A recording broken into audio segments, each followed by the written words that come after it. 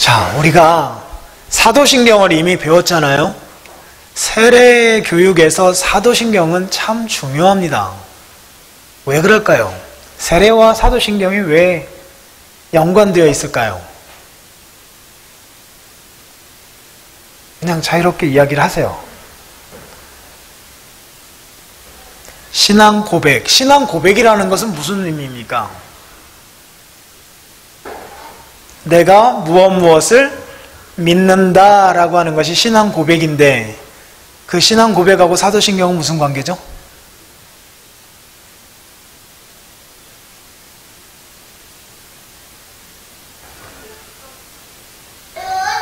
사도신경이 바로 우리의 믿음의 고백의 내용이다 이거잖아요. 그러면 신앙 고백과 세례는 무슨 관계입니까?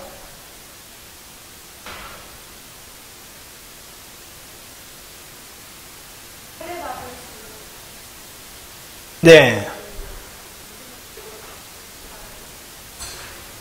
그렇죠. 믿음의 내용을 공적으로 확인하는 절차가 세례이니까.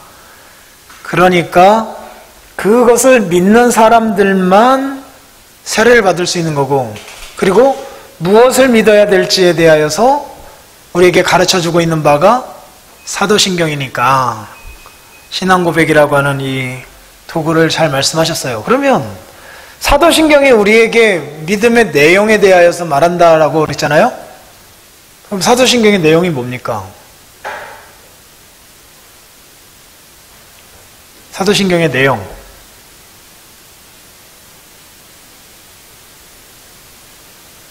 사도신경의 내용은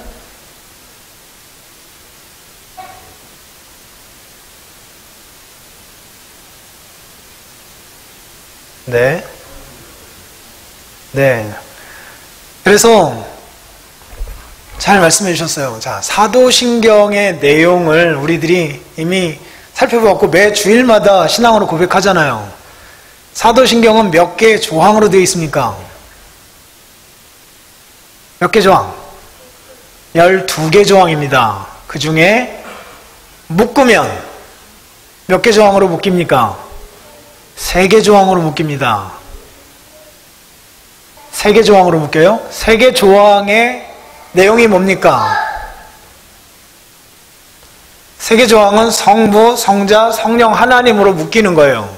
그렇죠? 그래서 하이델베르크 요리문답에서 사도신경이 말하는 바는 다음과 같다. 성부 하나님과 우리의 뭐요?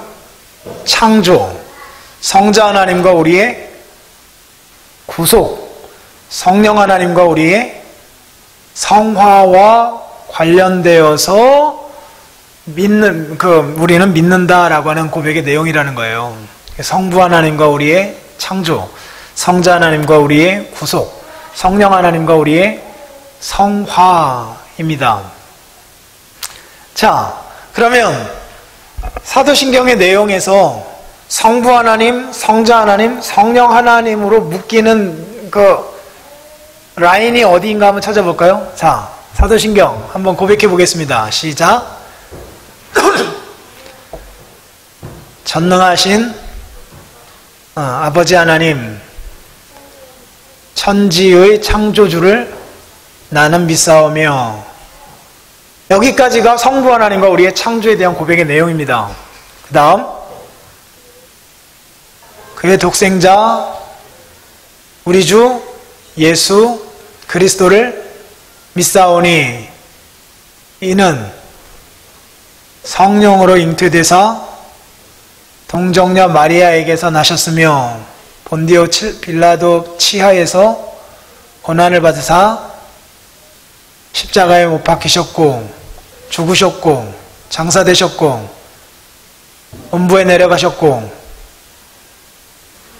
3일 만에 죽은 자 가운데서 부활하셨고 하늘에 오르셨고 전능하신 하나님 아버지 우편에 앉아 계시며, 현재입니다. 거기로부터 살아있는 자들과 죽은 자들을 심판하러 오실 것입니다. 미래예요. 여기까지가 성자 하나님과 우리의 구속에 대한 내용입니다. 그리고 성령 하나님과 우리의 성화와 관련된 내용, 성령을 믿사오며 거룩한 보편적 교회와, 그러니까 거룩한 보편적 교회를 믿는다는 거죠. 자, 교회론이 그 뒤로 갑니다. 그 다음 성도의 교제와 죄사함과 육신의 부활과 영생을 믿사옵나이다 라고 하는 그 뒷부분을 성령 하나님과 연결지어서 말씀하고 있습니다. 이것이 기독교 교리예요. 삼위일체 하나님에 대한 신앙 고백의 내용이 기독교 교리입니다. 이거를 딱 머릿속에 담아 놓으셔야 돼요. 교리란 무엇이냐? 삼위일체 하나님에 대한 우리의 신앙 고백의 내용이 교리입니다. 그러니 교리하면 가장 먼저 떠올려야 할 단어가 뭐냐? 성부 하나님, 성자 하나님, 성령 하나님이에요. 조금 더 구체적으로 성부 하나님, 성자 하나님, 성령 하나님께서 어떤 분이시며 우리를 위하여서 무슨 일을 행하셨는지에 대한 내용을 구원받은 사람들이 고백적으로 표현하는 것이 교리입니다. 그래서 교리는 인격이에요, 인격. 인격 없이 교리를 대해서는 안 돼요. 아주 교리의 인격적 특성이 가장 잘 드러난 것이 사도신경이에요. 사도신경. 그래서 하나님 빼놓고 교리를 말하면 굉장히 이상한 거예요. 하나님 빼놓고 교리를 말하면 굉장히 이상한 거예요. 그리고 사랑의 마음 없이 교리를 말하는 것도 굉장히 낯선 겁니다. 낯선 거예요. 특별히 삼위일체 하나님께서 우리의 구원을 위하여서 어떤 일들을 이루어 주신 것에 대한 감사의 반응이 교리예요. 교리하면 삼위일체 하나님을 생각하고 교리의 대표적인 모델이 무엇이다? 뭐요? 사도신경이에요. 사도신경이에요. 거기에다가 뼈대를 붙여 가는 겁니다. 그래서 지난주에도 말씀드렸죠? 사도신경의 내용을 보통 기독교로 개종하기 위하여서 들어온 사람들에게 한 3년 정도 가르친 거래요. 그리고 3년 동안 가르치면서 품행이 어떻게 바뀌었는지, 주위에 있는 사람들로부터의 평판은 어떠한지, 정말 회심한 사람이었는지 아닌지를 확인하고 그 후에 세례를 베풀었던 거예요. 어떤 사람들은 이야기해요. 기독교의 교리가 생겨난 것은 헬라 철학의 영향이다 라고 말하는 사람들이 있어요. 즉 헬라 철학은 논리적으로 너무 반반한 거예요. 논리적으로 너무 탄탄한 거예요. 거기에 반해서 기독교는 논리라는 게 별로 없었어요. 그래서 우리도 좀 그럴싸한 어떤 틀을 만들자 해가지고 헬라 철학의 도움을 받아서 기독교를 체계화한 것이 기독교 교리다라고 주장하는 사람들이 있어요. 또 어떤 사람들은 이단에 대하여서 이렇게 반박하기 위하여서 체계화한 것이 기독교 교리다라고 말하는 사람들이 있어요. 그런데 역사적 문헌에 의하면 사도신경이 생겨난 배경은 기독교 신앙을 철학적으로 체계화하기 위해서도 아니고 이단에 반박하기 위하여서 최초로 사용된 것도 아니고, 사도신경이 최초로 이렇게 고백되었던 이유는 세례 때문입니다. 세례 때문이에요. 기독교 문화나 기독교 타 문화 속에서 예수님을 믿는 사람들, 이제 믿겠다라고 오는 사람들에게 적어도 이것은 믿는지를 확인하는 그 표로서,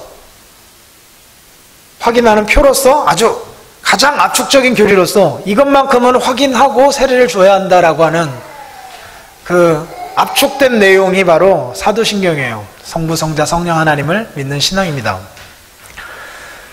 교리반을 아직 안 하신 분들이 계시는데 교리반에서 7가지 과목에 대해서 공부를 하잖아요.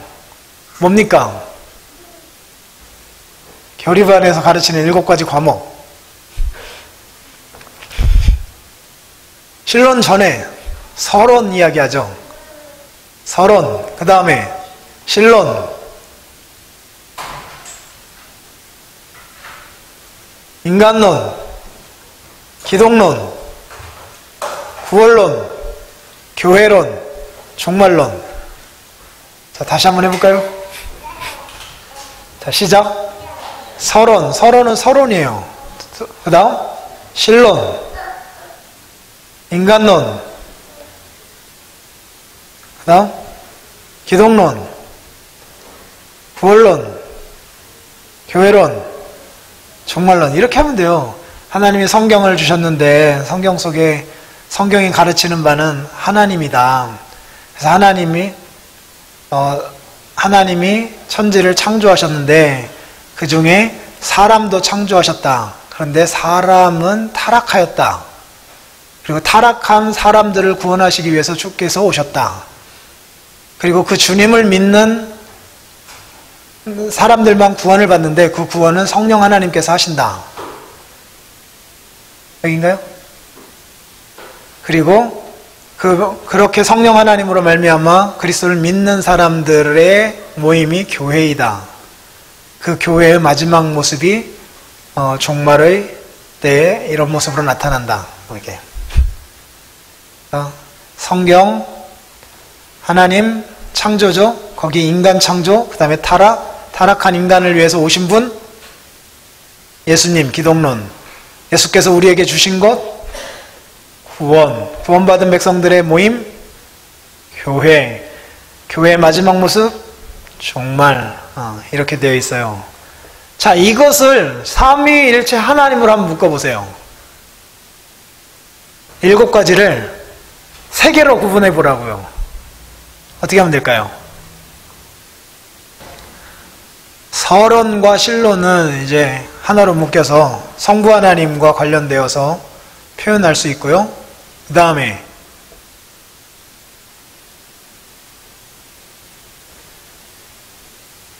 인간론을 어디다 집어넣을 거냐가 이제 참 어려운 질문이죠. 조금 이따 할까요, 이거는? 기독론. 그건 예수님. 그 다음에 구원론. 구원론은요, 예수님이 아니라 성령님이에요. 성령 하나님의 사역을 이야기할 때 그 구원을 이야기하잖아요. 그래서 주 예수 그리스도께서는 구원의 근거를 다 마련해 놓으신 거고 성령 하나님께서 우리 안에 구원을 일으키시잖아요. 그래서 구원과 관련되어서는 성령 하나님을 말하는 거고, 교회론은 어떻게 될까요? 교회론, 성령 하나님. 사도신경에서도 성령을 믿사오며 그 뒤에 교회론 나왔잖아요. 그렇죠? 그 다음에 종말론, 너 역시 성령 하나님과 관련해서 주로 언급을 합니다. 이해가 되세요? 그러면 인간론만 남잖아요. 그래서 어떤 학자는 타락 전 인간은 창조와 관련된 것이니까 하나님의 창조 사역을 이야기할 때의 그 앞부분, 신론의 그 자리를 두고 타락 후 인간은 이제 그리스도 예수로 말미암아 구속함을 받아야 할 인간이기 때문에 그 기독론에 연결시키는데, 대체적으로 인간론은 기독론에 넣어서 보는 경향이 많습니다. 왜냐하면 그리스도께서 사람으로서 오셨잖아요. 사람을 구원하시기 위해서. 그래서 어떤 사람이 질문을 했어요. 아니, 신학이라고 하는 것은 하나님에 대한 언설 아니냐? 하나님에 대해서 말하는데 왜 그렇게 인간론이라고 하는 인간에 대한 한 분과가 그 중심 주제로 잡힐 수 있느냐? 그 질문을 했어요. 그런데 하나님이 인간을 그렇게 특별히 여기신 거죠. 그렇게 보시면 되고, 멀리는 인간론은 기독론에 위치시키면 자연스럽다라는 거 말씀을 드리고, 자, 다시 한번 요약합니다. 사도신경의 내용은 성부 하나님과 우리의 창조, 성자 하나님과 우리의 부속, 성령 하나님과 우리의 성화와 관련된 것이다라는 걸 보고서 세례 입교 문답으로 넘어가시기 바랍니다. 페이지 22페이지.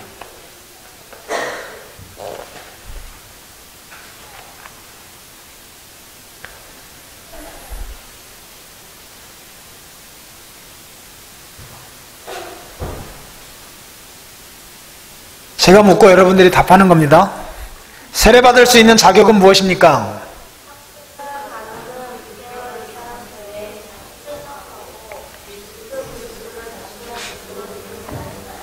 예수 그리스도를 믿는다라는 것, 그것도 구주로 믿는다라는 건 당연한 거겠죠. 그런데 6개월 이상 교회에 잘 출석하고라는 것을 다 붙인 이유가 무엇일까요? 네? 안 들려. 괜찮아요. 행실을 보기 위해서 지난주에 말씀드렸다고 또 금방 적용하시네. 믿는다고 하지만 입술의 고백만인지 아니면 진짜 믿는 것인지를 시간의 과정을 두고 검증하겠다라는 겁니다. 그거예요. 여러분들 씨 뿌리는 비유 아시죠? 성경에서 똑같은 씨가 뿌려졌는데 다른 곳에 떨어지잖아요. 첫 번째가 수정이 기억나? 첫 번째 길가, 두 번째 돌밭, 세 번째 가시밭, 네 번째 옥토. 길가에 뿌려진 씨는 어떻게 되었어요? 뿌리를 내려요, 못 내려요? 뿌리 내려요, 못 내려요? 못 내리고 새가 와서 찝어가죠. 돌밭이라고 하는 것은 큰 바위가 있고 바위 위에 살짝 흙이 뿌려진 거예요. 그러니까 새벽에 이슬 맞고 수분이 있을 때에는 뿌리를 내리죠. 기쁨으로 뿌리를 내린다고 나오거든요. 그러다가 해가 쨍쨍 쬐게 되면 싹이 날려 하다가 그냥 타버리는 거예요. 그 다음에 가시밭은 자라고 싶은데 주위에 있는 가시나 덤불 이런 것들이 양분을 다 뺏어 먹어서 자라서 열매를 맺을 수가 없어요. 공통된 특징, 열매를 맺지 못한다라는 것. 그러나 옥토에 뿌려진 씨는 30배, 60배, 100배의 열매를 맺는다 라는 거잖아요. 자, 거기서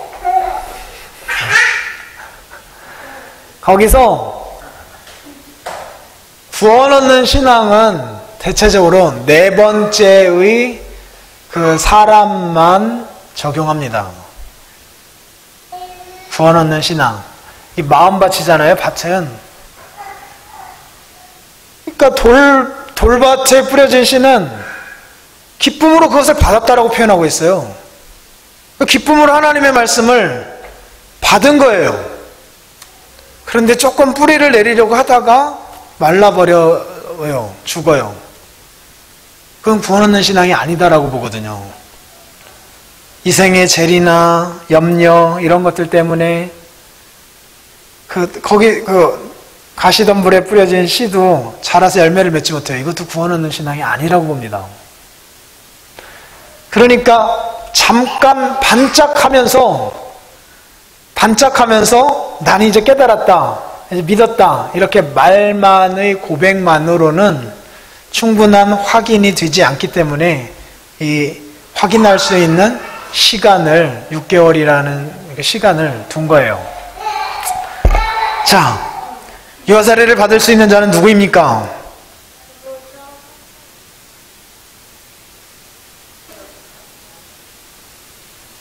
왜 그럴까요?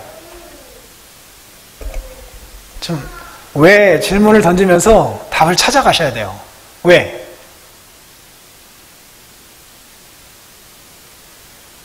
자, 부모님이 신앙생활을 하지 않습니다. 유아세례 받을 수 있어요, 없어요? 없어요. 그럼 부모님 중에 한 분만 신앙생활을 해요. 그럼 유아세례 받을 수 있습니까, 없습니까? 그럼 둘 다 신앙생활 하시는 분은요? 에? 있죠? 그런데 그런 이유가 뭐예요? 이유. 네? 아영 집사님 뭐요?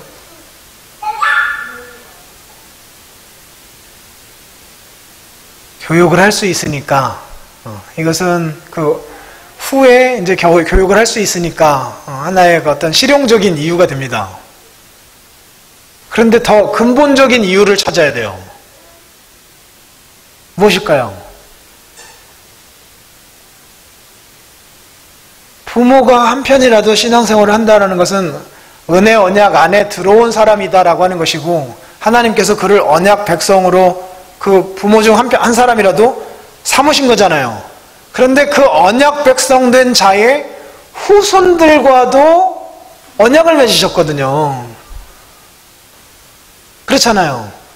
내가 너와 내 후손에게 언약을 맺겠다라고 하셨잖아요. 그래서 예수님을 믿는 사람들의 후손들과도 하나님이 언약을 맺으셨고, 그 언약의 표가 지난주에 말씀드린 것처럼 구약에서는 할례, 신약에서는 세례로 나타났기 때문에 하나님의 그 언약 안에서 우리의 자녀들도 받아주셨다고 하는 그 약속에 근거하여서 세례를 주는 거예요. 애가 신앙 고백도 하지 않았는데 앞으로 예수님을 믿을 사람인지 안 믿을 사람인지도 알지도 못하는데 어떻게 세례를 줘요?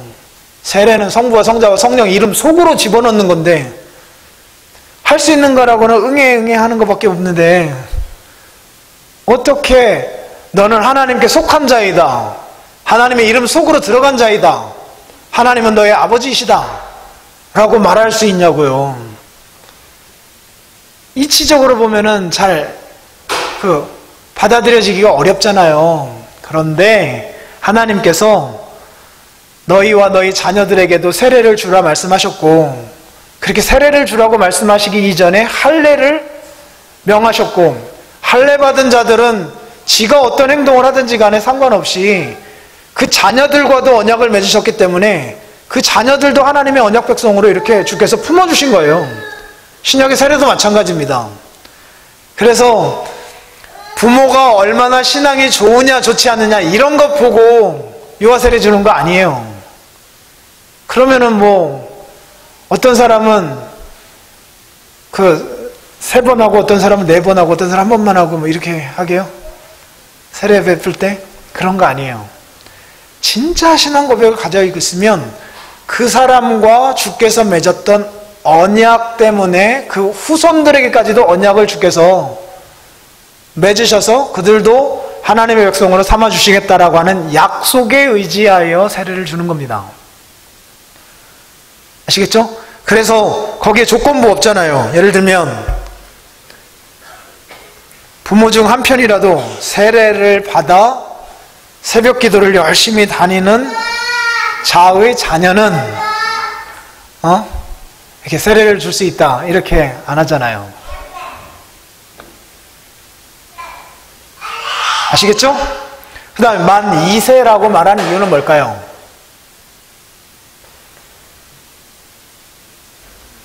(24개월) 예? 태어나고 나서 만 2세를 이렇게 정해놓은 이유가 뭘까요?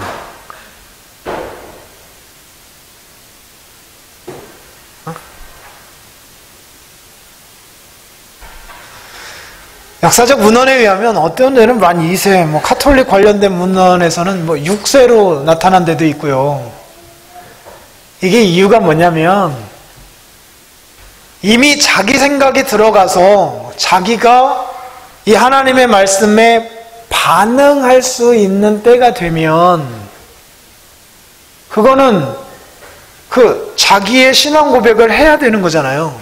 그리고 자기가 나는 분명히 예수님에 대하여 소개를 듣고 말씀을 들었는데도 자기가 나는 더 이상 못 믿겠다라고 반응할 수 있는 상태에, 그리고 그렇게 반응하고 있는데 거기다 저는 세례를 줄 수는 없잖아요.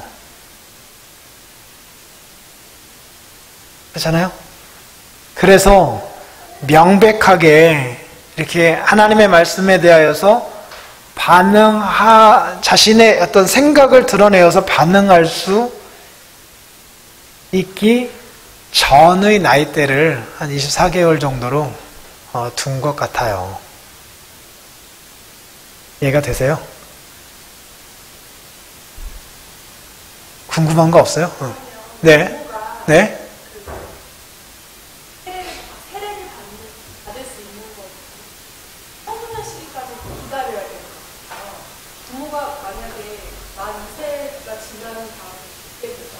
예. 네. 현재 우리나라 이 총회 헌법에서는 줄 수가 없습니다.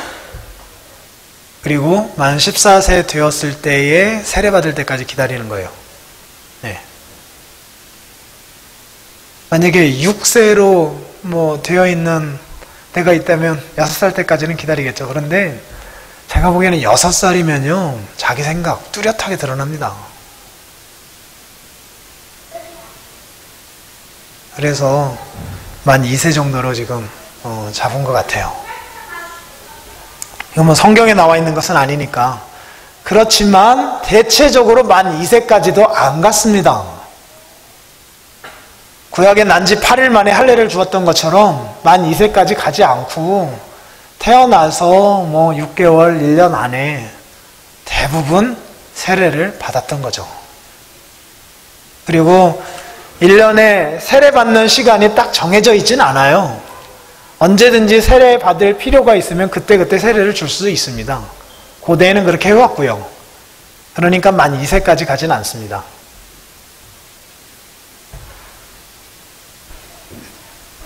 자, 입교문답을 받을 수 있는 자는 누구인가요? 입교문답자들이 대답해 보세요. 시작.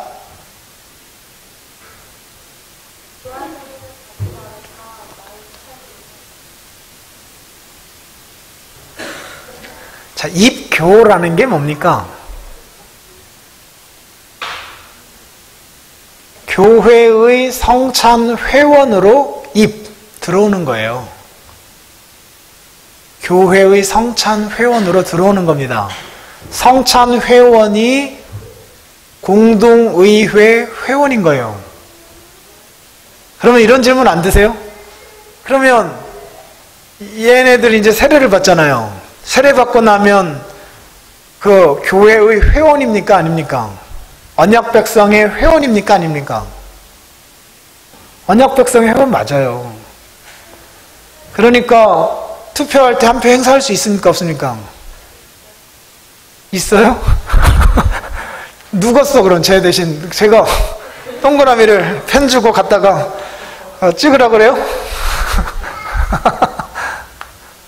있어요? 없어요? 없죠.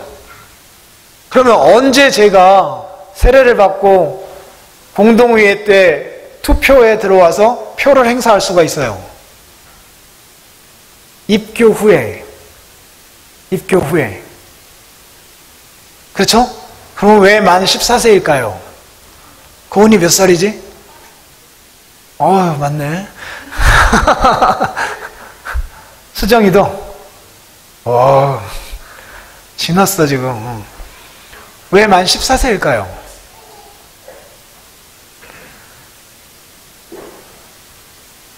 충분히 기다린 겁니다. 네. 너무 어린 나이 때는 감정의 기복도 심하고, 그리고 충분히 판단할 수 없고, 잠깐의 어떤 그 격앙된 마음으로 자신의 신앙을 고백할 수도 있지만 그 후에 또 어떻게 될지도 모르고, 이렇게 충분히 성숙한 성인으로서 반응하기에 가장 그 적절한 마지막 그 나이대가 한 15세쯤 된다라고 판단한 겁니다. 그러니까 15세를 성인의 나이로 본 거예요. 즉 누구에 의해서가 아니라 나 자신이 하나님 앞에서 독단적으로 나의 신앙을 고백할 수 있는 성인의 나이를 15세로 본 겁니다. 만 14세. 수정아, 14세면 적정한 것 같아요? 고은이는 너무 이르지 않나? 요즘에 20살 됐어도 잘 못하던데. 안 그래?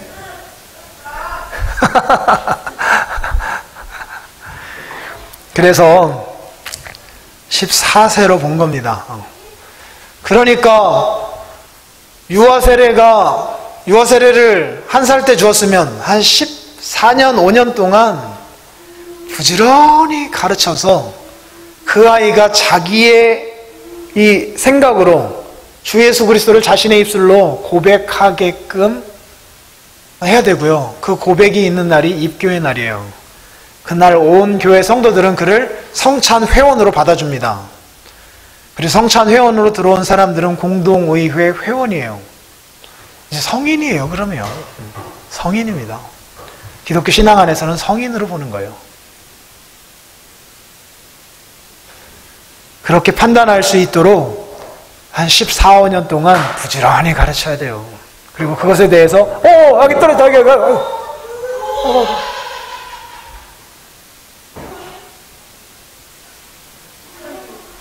아이고.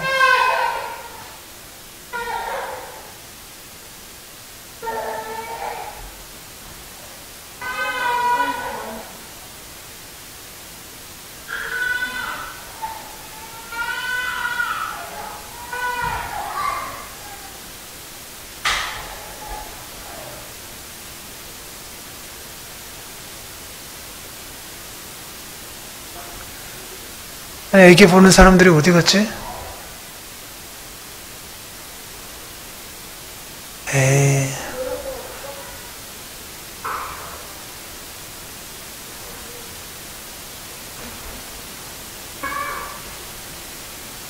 빨리 내려가 봐요. 예린이 그 계단에서 불렀어요. 아니 왜 예린이가 혼자 있었어?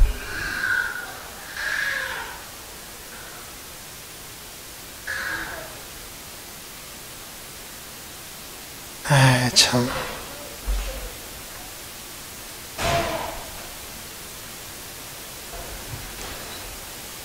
자, 2장으로 넘어갑니다.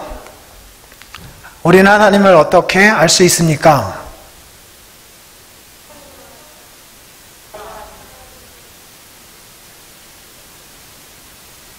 네, 그런데 성경을 통해서 하나님 알지 않으면 자연을 통해서도 알 수 없다는 것을 우리들이 기억해야 합니다. 그래서 성경을 통하여서만 하나님을 알 수가 있어요. 그래서 성경을 통해서 하나님 안 사람들이 자연을 통해서 하나님을 알게 되는 겁니다. 자연을 통해서는 자연 그 자체만으로는 하나님에 대해서 알 수가 없어요. 5번, 성경은 무엇입니까? 같이 크게 읽겠습니다. 시작.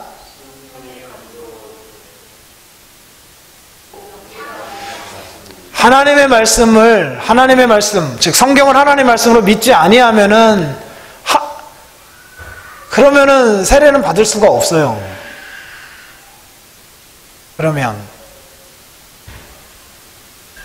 그래서 성령의 감동으로 기록된 하나님의 정확하고 오류가 없는 말씀으로 받는 사람들만 세례를 받을 수 있는 거예요. 여기에 대해서 추호의 의심이 있게 되면 그를 정확하게 말씀을 해야 되고, 그것을 하나님의 말씀 앞에서 나는 도저히 양심상 믿을 수가 없다라고 생각하는 사람들이 있어요. 왜냐하면 어떻게 사람이 쓴 글인데 하나님의 말씀일 수 있느냐, 이런 식의 논리를 가지고 말하고 있는 사람들이 있어요. 아직은 믿음을 갖지 못한 것이고, 그런 경우에는 세례를 받을 수가 없습니다. 자, 구약 성경은 크게 나누면 어떻게 구분됩니까? 율법서, 역사서, 시가서, 선지서입니다. 다 기억하셔야 돼요. 신약은 몇 권?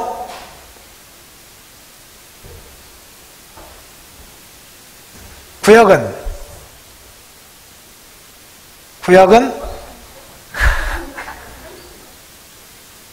3, 9, 27 이렇게 외우면 돼요. 구약은 39, 신약은 27, 합이 66권입니다. 이렇게 보시고요. 그 구분서 잘 보시고, 신약은 어떻게 나눕니까?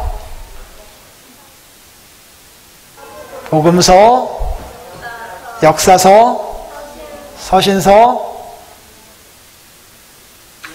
예언서. 예언서는 계시록이고요. 역사서는 사도행전입니다. 복음서는 공관 복음서와 공관 아닌 복음서로 나뉘어요. 공관, 같은 관점에서 기록된 복음서는 마태, 마가, 누가복음. 요한복음은 공관 복음서는 아니에요. 복음서는 복음서인데 관점이 좀 다른 복음서입니다. 그것까지는 여기서 언급하지 않았어요. 자, 서론이 질렀고요. 신론으로 넘어갑니다. 하나님. 이제 하나님에 대한 말씀으로 넘어가요. 3장. 하나님은 누구이십니까?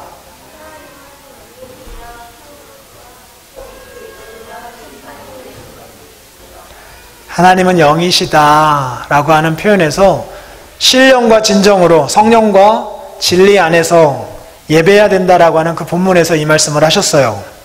그리고 창조주, 구속주, 심판주이시다 라고 하는 고백이 있고, 자, 9번. 하나님은 무엇을 창조하셨습니까?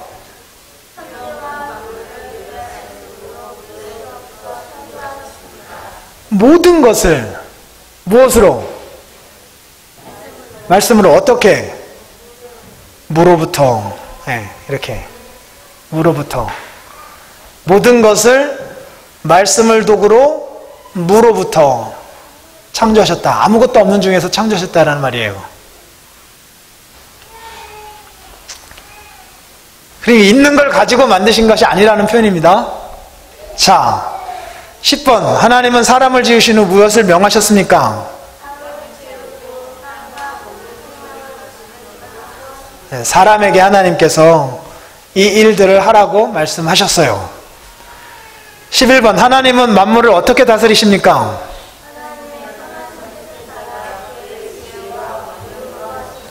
이게 섭리입니다. 섭리.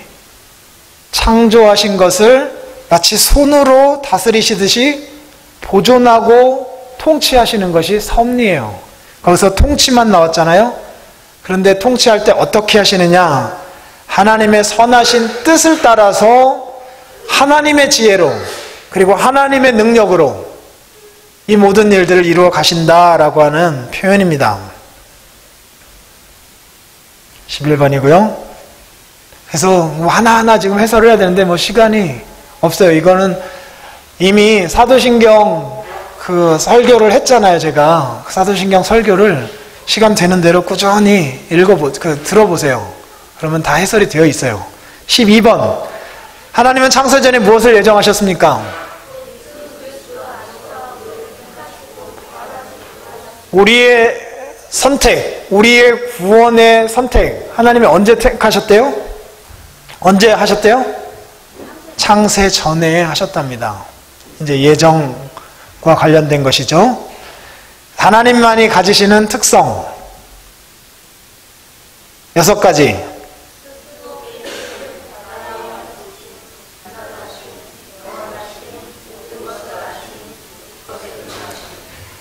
자존성, 불변성, 완전성, 영원성, 전지성, 전능성 이렇게 되는데 하나하나를 여러분들이 묵상하십시오. 특히 1번, 2번은 언약에 있어서 신실하신 하나님이다라는 사실과 관련된 것으로 여러분들이 외우셔야 돼요. 불변하다라는 것은 나와 무관한 어떤 불변으로 보지 마시고 우리에게 변치 아니하시는 분으로 언제나 자신을 드러내 보여주시는, 그래서 신실하신 하나님으로 자신을 나타내 보여주시는 하나님을 생각해야 돼요. 자, 제가 최초에 교리를 말할 때 교리는 인격이다라고까지 말씀을 드렸어요. 기억나시죠?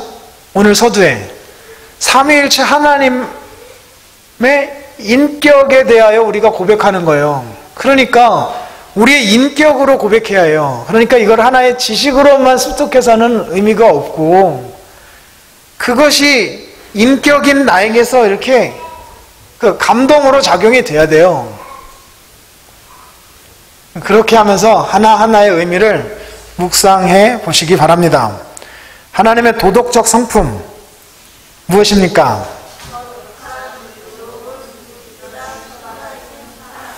예, 5가지. 주로 13번을 비공유적 속성이라고 말하기도 하고 14번을 공유적 속성이라고 말하기도 합니다. 무슨 말이냐면 13번은 하나님께만 있는 속성이다라고 하고요, 14번은 사람에게도 있는 속성이다라고 하는 의미에서 그렇게 쓰이기도 해요. 그렇지만 명확한 선은 그어지지 않아요. 왜냐하면 거룩이라 하더라도 사람의 거룩과 하나님의 거룩이 동일할 수가 없잖아요. 그렇지만 그냥 알기 쉽게 말하자면 하나님께만 있는 속성은 자존, 불변, 원전, 영원, 전지전능성이고, 사람과도 함께 공유할 수 있는 도덕적 품성은 거룩, 의로움, 진실함, 선하신 사랑이다 라고 보시면 돼요. 하나하나는 그 본문을 찾아가면서 알아가시기 바랍니다. 여기까지가 신론이에요. 신론 다음에 뭐 나온다고 그랬죠? 인간론 나오겠죠. 인간론. 사람 창조하신 것은 신론에서 났죠. 그리고 이제 인간론에서는 사람 타락한 것부터 시작이 됩니다. 4장 15번. 최초의 사람 아담은 어떻게 범죄하게 되었습니까?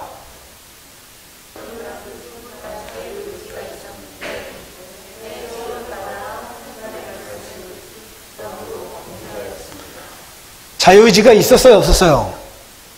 있었는데 뱀의 유혹을 받아 뭐함으로 타락하였대요? 불순종. 뭐에 대한 불순종?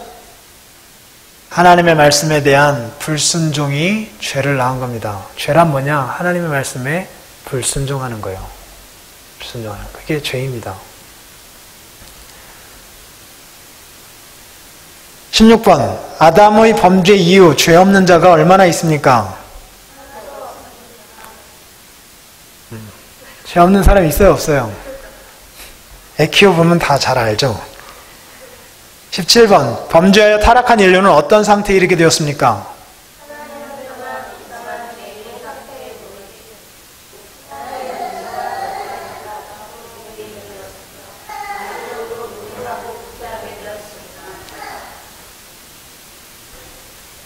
하나님을 떠나 비참한 죄인의 상태에 놓이게 되었고, 하나님의 진노와 저주를 받아 죽음에 이르렀으며 전적으로 무능하고 부패하게 되었다. 선한 것이 하나도 없어요. 이것이 성경이 말하는 죄인된 모든 사람들의 모습입니다. 죄는 어떤 종류가 있습니까?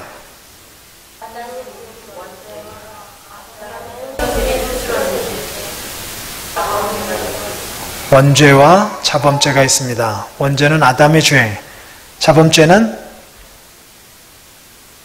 우리가 스스로 짓는 죄. 자, 원죄가 모든 사람에게 있습니까? 그런데 그게 믿어져요? 거은아, 믿어져? 좀 이상하지 않아요? 왜냐하면 선악과 안 따먹었잖아. 따먹었어, 선악과? 아니, 고은이가. 근데 원죄는 선악과 따먹으면서 생긴 거잖아요. 그것이 우리한테 있어요?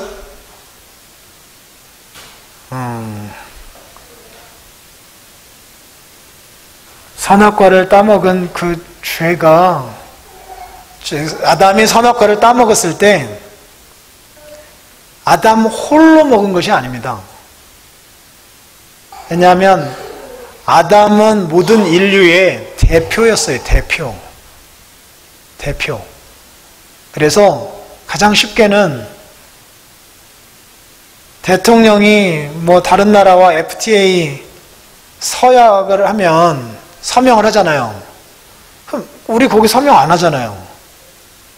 그런데도 그 서약한 그 조항들이 오늘 우리에게 영향을 미치죠. 그리고 그대로 받아야 돼, 우리가. 왜요? 대통령이 한 것은 우리의 대표로서 한 것이기 때문이에요. 전체의 대표로서. 아담은 모든 인류의 대표였습니다. 둘째 아담도 있죠. 둘째 아담은 누구인가요? 예수님이 둘째 아담이세요. 둘째 아담께서 첫째 아담이 죄를 지어서 그 불순종하였던 것처럼 하였는데, 둘째 아담은, 그러니까 순종할 수 있는 상황 가운데서 첫째 아담은 불순종하여 타락하게 되었고, 둘째 아담이신 예수님은 불순종밖에 없는 이 세상의 한복판에 오셔서 순종하심으로 의를 얻으신 거예요. 그리고 둘째 아담이신 예수 그리스도께서 얻으신 의에 우리들이 동참해요, 안 해요? 동참해요. 그런데 십자가에서 여러분들이 죽으셨어요, 안 죽으셨어요? 죽었어요? 그리고 그 무덤에서 부활했어요, 안 했어요? 성경이 그렇게 말을 하는 거지만 실제로 우리가 죽고 실제로 부활한 건 아니잖아요. 그렇잖아요. 근데 예수님이 죽으시고 예수님이 부활하셨는데 거기에 우리들이 동참한 거래요. 왜요? 우리의 대표로서 주께서 하신 거고, 대표보다 사실은 성경은 실제설까지 주장하는 거예요. 그리스도 안에 우리가 있었대요. 그래서 그리스도께 십자가에서 못 박히실 때 내가 그리스도와 함께 십자가에 못 박혔나니 라고 고백이 나오잖아요. 우리가 같이 못 박힌 거랍니다. 왜냐하면 아담과 우리가 딱 연합되어 있던 것처럼 그리스도와 우리도 믿는 사람들은 딱 연합되어 있기 때문이에요. 그래서 그리스도의 모든 것을 우리가 우리의 모든 것으로 누릴 수 있게 된 겁니다. 이거 되시죠? 자범죄의 구체적인 내용은 무엇입니까? 1번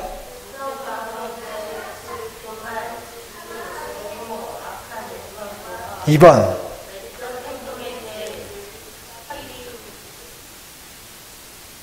내적인 것이든 외적인 것이든 모두 다 자범죄에 해당됩니다. 멸망받을 인생에게 유일한 소망은 무엇입니까?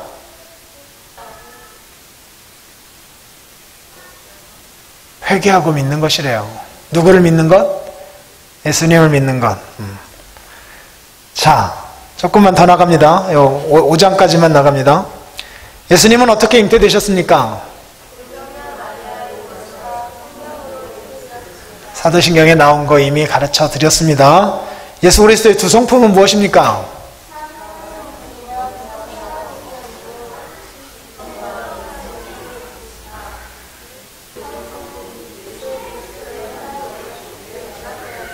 그래서 중보자이신 거예요. 하나님과 사람 사이에 중보자. 사람의 모든 것을 가지고 계시고 하나님의 모든 것을 가지고 계신 그분께서 사람과 하나님 사이에 중보자가 되어주신 겁니다. 신성과 인성은 무엇입니까? 신성은 하나님의 성품, 인성은 사람의 성품. 예수님이 완전한 사람이셨을까요? 네? 완전한 사람? 아니에요? 그러면 완전한 사람 아니에요 하면은 세례 못 받아요. 왜냐면 22번 한번 보세요. 22번. 예수 그리스도의 두 성품은 무엇입니까? 참 하나님이시며 참 사람이시다라고. 예수님은 완전한 사람이셨어요. 근데 아니요라고 지금 대답하신 건 우리의 어떤 그 사람 안에 모두에게 깃들어져 있는 부패성, 그것 때문인데 24번 예수님의 인성이 우리와 다른 점은 무엇입니까? 죄가 없으신 것이 우리와 다른 것이랍니다. 예수님의 12제자 이름 시작.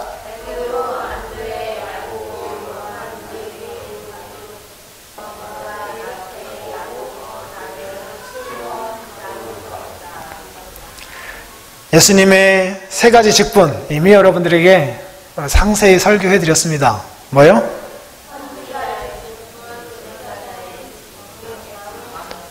기독론에서 이 삼중직은 굉장히 중요합니다. 소유리문답도 이것을 중요하게 다루고 하이델베르크 유리문답도 중요하게 다루고 있어요. 선지자 직분의 핵심은 하나님의 뜻을 가르치는 것입니다. 그리고 제사장 직분의 핵심은 우리를 위하여 희생제사를 드리심으로 구원의 길을 열어주신 것, 그래서 오늘도 우리를 위하여 기도해 주시는 것.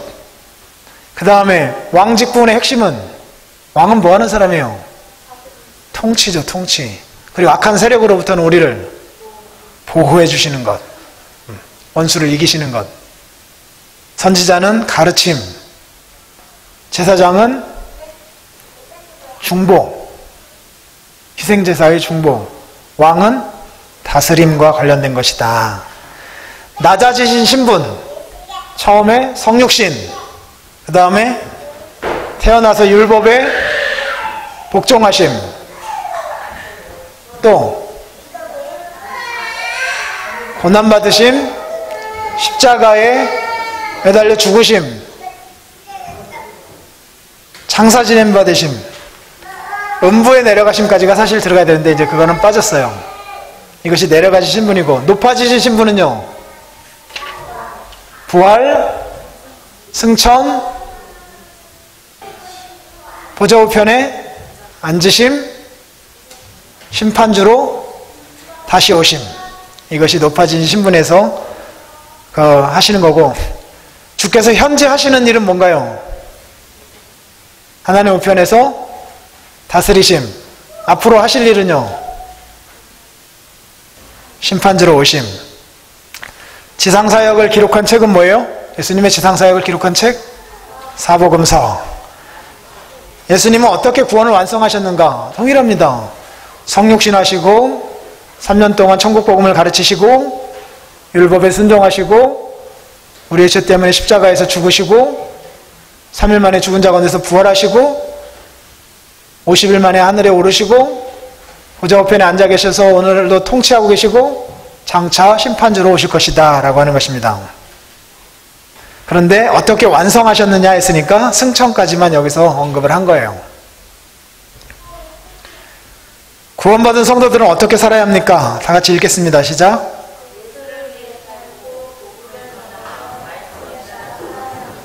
다시 한번 읽겠습니다. 이게 가장 중요한 거잖아요. 시작.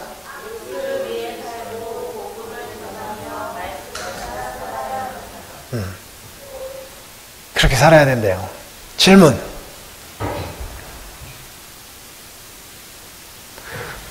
집에서 이거 보니까 안 읽어오셨어요. 이렇게 질문도 안 하시고 이렇게 보니까. 다음 주는 이거를 전체 다 읽어오시고 학습 하시는 분들 손 들어보세요. 학습. 학습? 학습 하시는 분들은 다음 주에 공부 다 마치고 잠깐 학습만 날 거예요. 근데 학습은 더 작아요. 분량이. 한 번 더 살펴보도록 하겠습니다. 입교. 손 들어보세요. 입교. 보은이도 입교야. 자, 입교는 세례문답과 동일합니다. 질문을 하세요. 질문.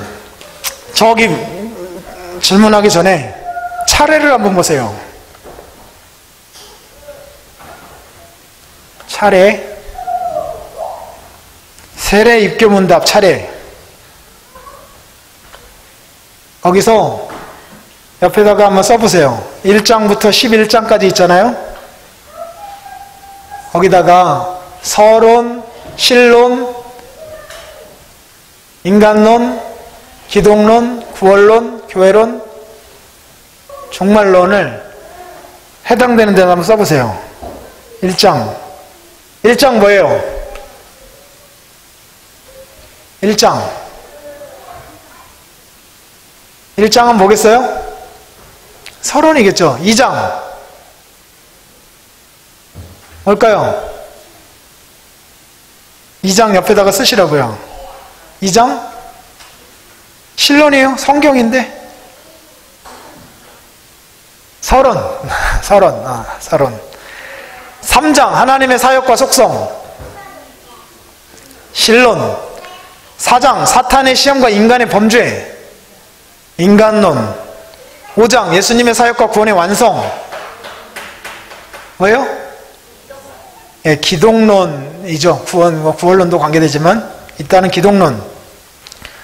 6장. 성령의 사역과 성도의 구원. 뭐예요? 구원론. 7장. 교회와 성도의 교회 생활. 교회론. 인류 역사의 종말과 그리스도의 재림. 종말론. 사실은 여기까지가 끝나야 되거든요. 그런데 그 뒤에 세례와 성찬 예식. 이거는 어디에 들어가면 될까요? 네? 교회론에 들어가는 겁니다. 가로 열고 교회론이라고 적으시면 돼요. 성경 교육과 선교 사업. 어디로 들어가면 될까요? 교회론이죠. 교회론. 이것을 따로 떼어서 하고요. 꼭 암송하고 믿고 지켜야 할 내용. 4가지, 3가지 뭐겠어요? 뭐겠어요? 3가지. 사도신경, 주기도문, 십계명이에요. 사도신경, 주기도문, 십계명. 이거는 꼭 암송하고 믿고 지켜야 할 내용입니다. 자, 그렇게 되고요. 다시 또 묶어봅니다. 삼위일체 하나님으로 한번 묶어볼게요.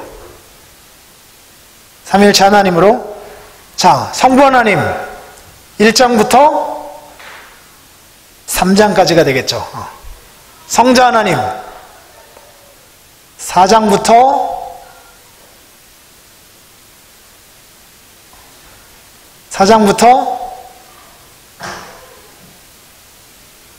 5장까지죠. 5장까지. 성령 하나님 6장부터 나머지 다예요. 그렇게 묶이는 겁니다. 사도신경의 구조대로라면 그렇게 되는 거예요. 자, 마지막 결론입니다. 사도신경의 내용이 기독교 교리의 압축판이에요. 우리가 오늘 읽었던 세부 조항들도 사도신경의 내용에 준하여서 기록된 겁니다. 그래서 지난주 숙제 드렸죠?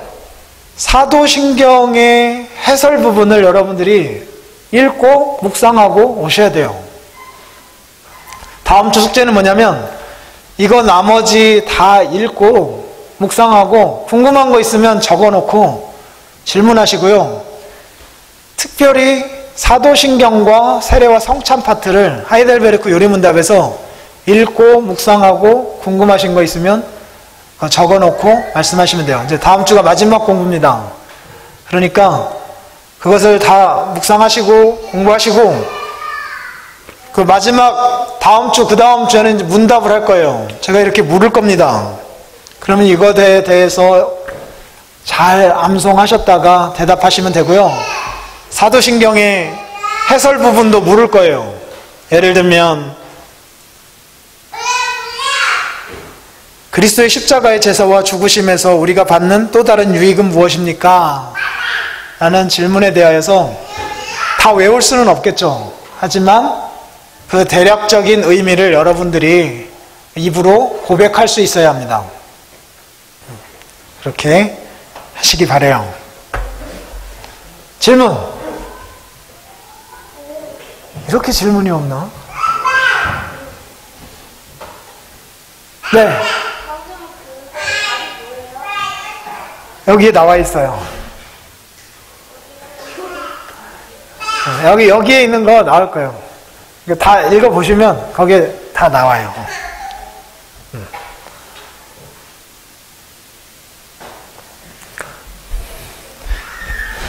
마지막 결론적으로 말씀드린 세례는 중요합니다. 그래서 세례 교육은 빠지시면 안 되고요. 특별히 이제 여기는 지금 유아 세례이거든요. 유아 세례는 지금 여러 번 받으신 분들이기 때문에 뭐 아이들도 여러 아이들도 있고 하니까 여러분들이야 이미 이제 많이 배우셨기 때문에 조금 더 많이 알 수 있을 텐데, 그래도 하여튼 우리의 목표는 어디라고요? 자녀 교육의 목표 어떤 날이에요? 예? 입교하는 날이에요. 입교하는 날. 입교하고서 성찬의 상에 참여하는 날. 그날까지가 우리의 신앙생활에 어떤 신앙교육의 가장 중요한 과정입니다. 한번 얘기해 볼까요? From to 해가지고 영어에 그런 거 있잖아요. 요람에서 무덤까지. From 요람 to 무덤. 영어를 뭔지 모르겠어. 그 있잖아요. 그것처럼 아주 중요한 모토가 하나 있어요. 기독교 안에. 세례에서 성찬의 상에 참여하기까지. 유아 세례에서 성찬의 상에 참여하기까지. 한번 해볼까요? 유아 세례에서 성찬의 상에 참여하기까지. 여러분들은 목숨 걸고 하나님 말씀을 자녀들에게 가르쳐야 합니다. 목숨 걸고 가르쳐야 해요. 그것이 아이들에게 생명이래요. 내일 설교할 때도 한 번 더 언급하도록 하겠습니다. 기도하겠습니다. 하나님 감사합니다. 오늘도 우리들이 세례 교육을 하였습니다. 이 세례의 의미에 대하여 우리들이 잘 알아듣게 하시고, 우리가 믿는 바 신앙 고백의 내용이 무엇인지 잘 알고 깨달아 고백한 후 세례받아 하나님의 언약 백성으로 서는 우리 모두 되게 하옵소서. 예수님 이름으로 기도합니다. 아멘.